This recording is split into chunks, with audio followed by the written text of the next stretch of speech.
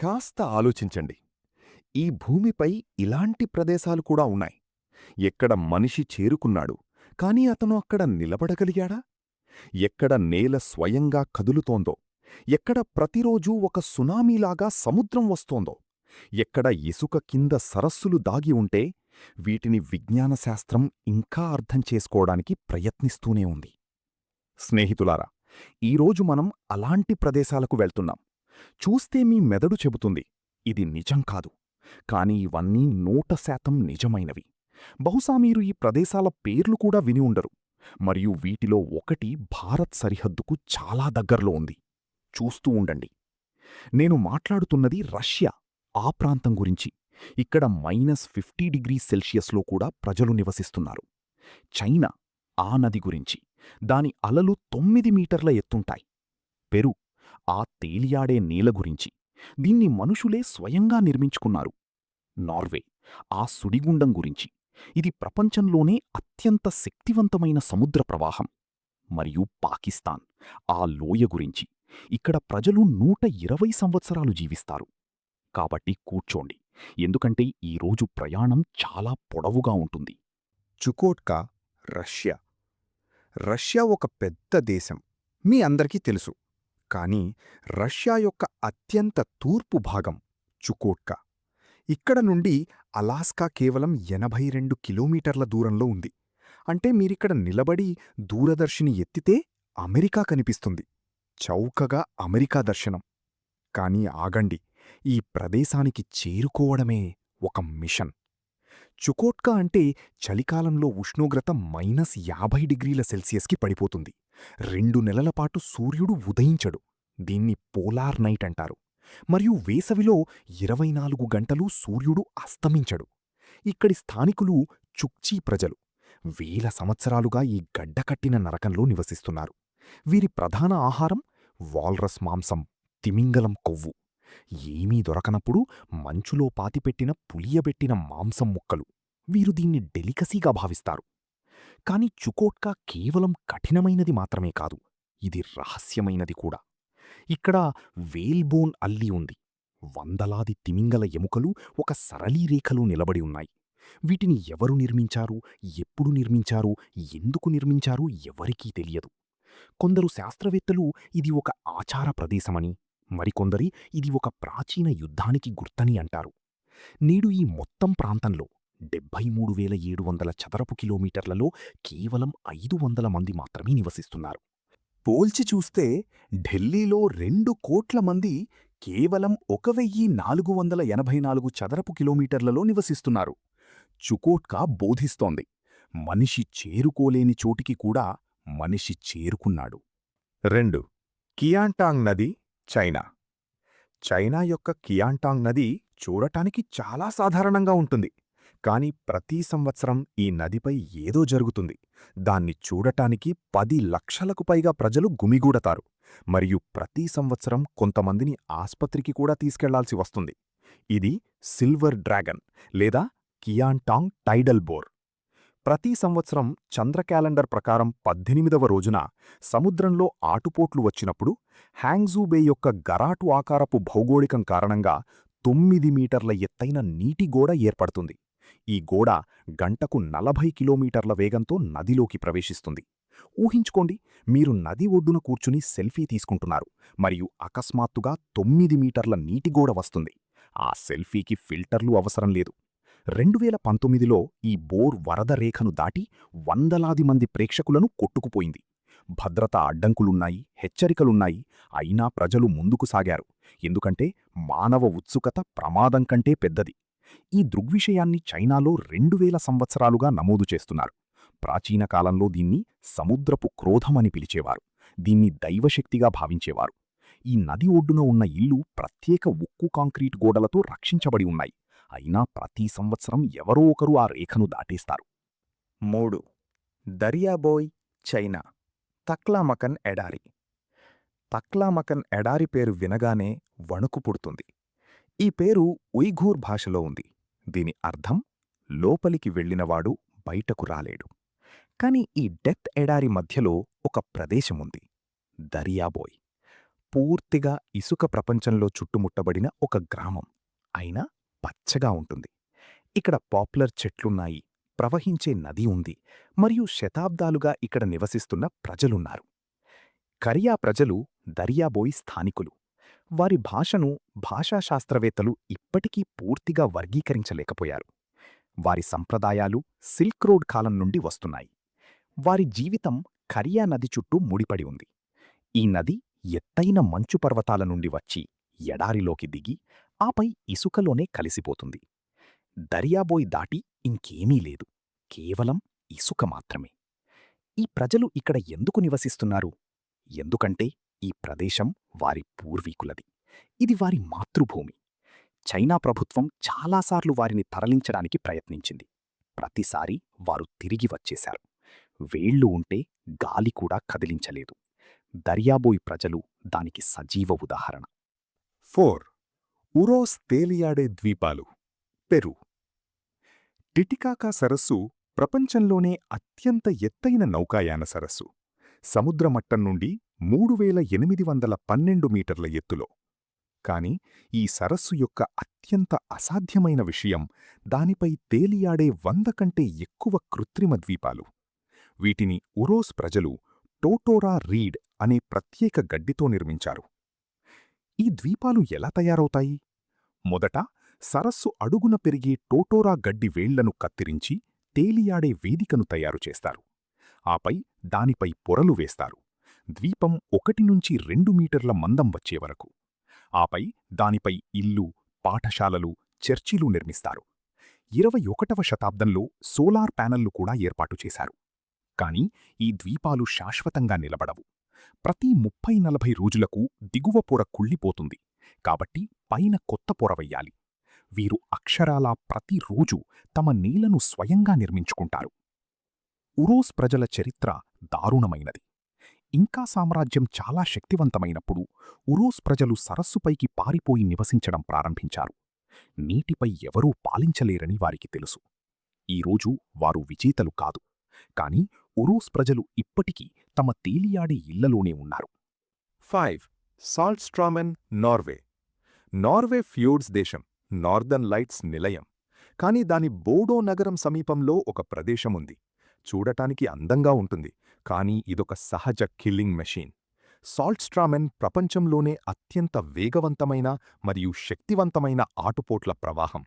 ప్రతి 6 గంటలకు 400 million cubic మీటర్ల నీరు 150 మీటర్ల వెడల్పున్న జలసంధి గుండా వెళ్తుంది. వేగం గంటకు 40 కిలోమీటర్లు.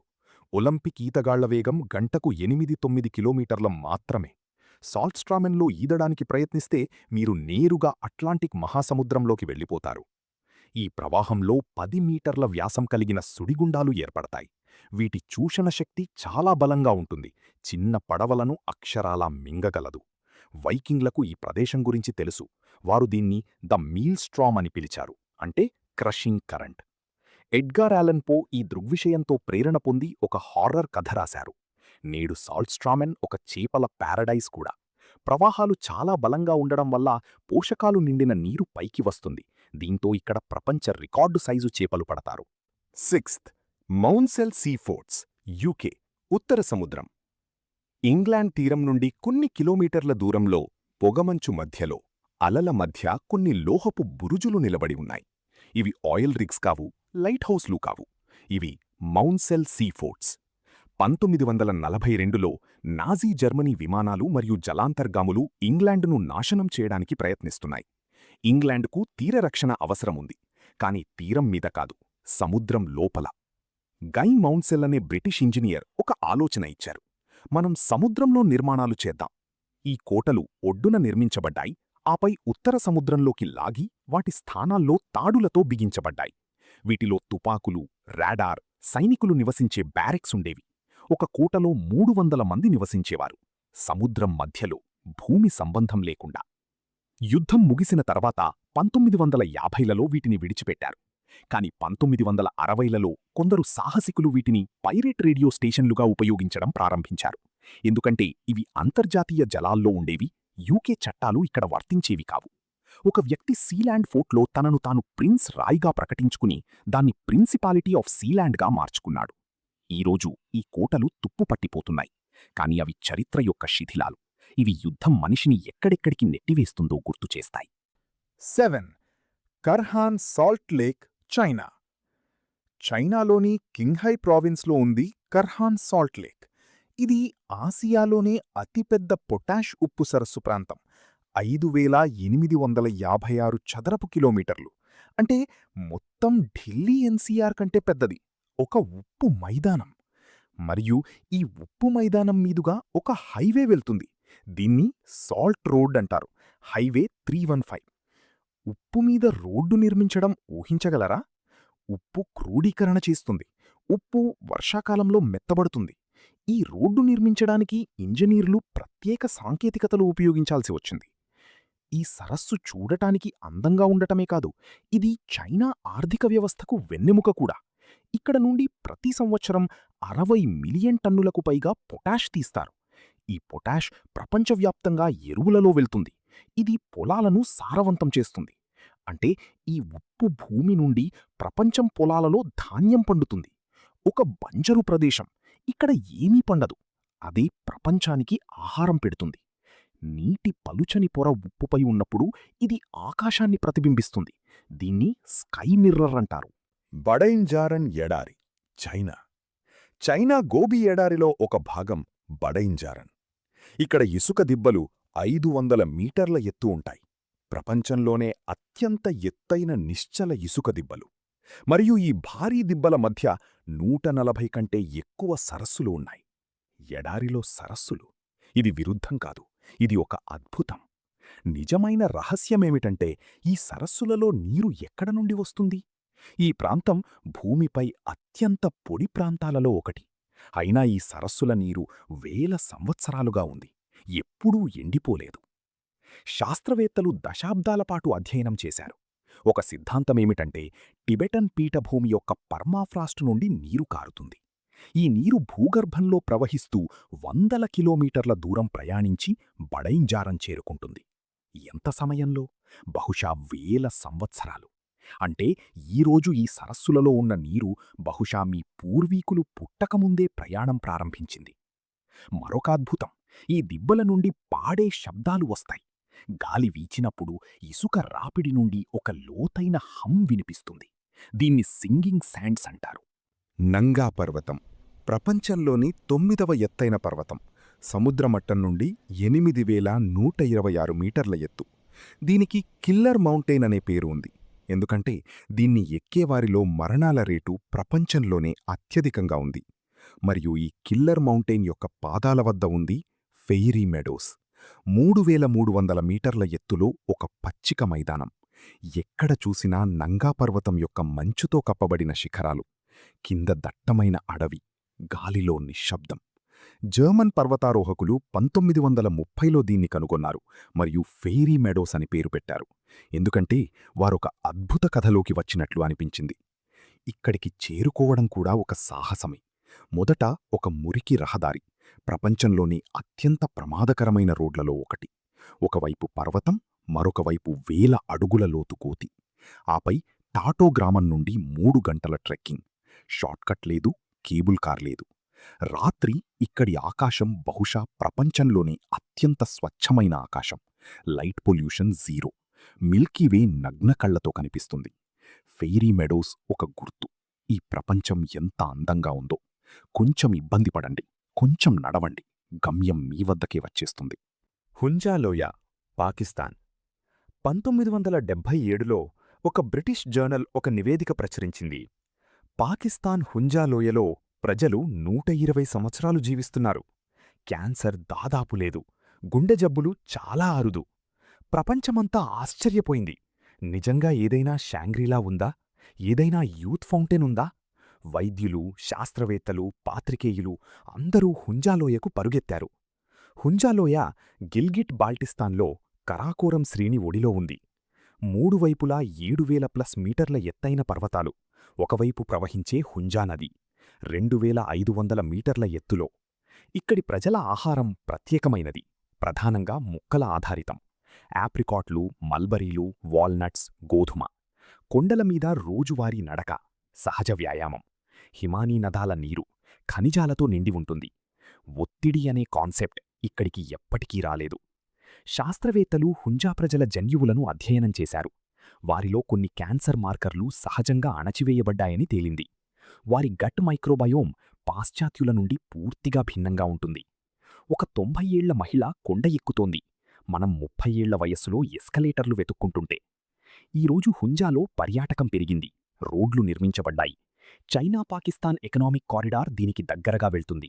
కొంతమంది అంటున్నారు, ఆధునికీకరణ ఈ స్వర్గాన్ని మారుస్తోంది. ఫాస్ట్ ఫుడ్ వస్తోంది, స్క్రీన్ టైం పెరుగుతోంది, మరియు క్రమంగా ఆ దీర్ఘాయుషు సంఖ్యలు కూడా. హుంజాలోయ బోధిస్తుంది, అసాధ్యమైన ప్రదేశాల మాయం అప్పటివరకే ఉంటుంది, అవి ప్రపంచానికి కొంచెం దూరంగా ఉండేవరకు. వీడియో నచ్చితే లైక్ చేయండి, షేర్ చేయండి మరియు సబ్స్క్రైబ్ చేయడం మర్చిపోకండి. తదుపరి వీడియోలో మరొక అసాధ్యమైన ప్రయాణంలో కలుద్దాం.